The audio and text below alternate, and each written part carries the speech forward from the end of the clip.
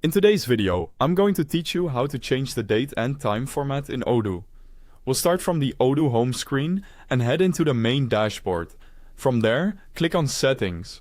Once you're inside the Settings area, open General Settings.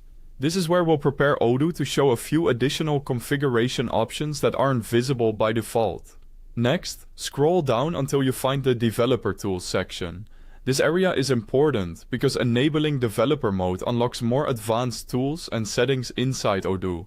Even though we're only changing the date and time format in this tutorial, developer mode is what makes the language formatting options easier to access. Now click Activate the developer mode. After that, go back up to the top of the page. You'll notice that a new translation tab is now visible. That's a good sign because it means the extra tools have been enabled successfully. Click on Translations and then choose Languages. At this point, the language list will appear. This page shows all the languages currently available in your Odoo environment. From the list, select the language you want to modify. Keep in mind that the date and time format is tied to the language settings, so you'll want to choose the specific language used by your users or your system. Once you open the language page will load.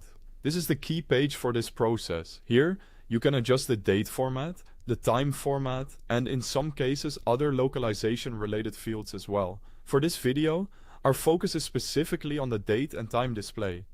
Now select your desired date format. Make sure you choose the format that matches the way you want dates to appear across Odoo.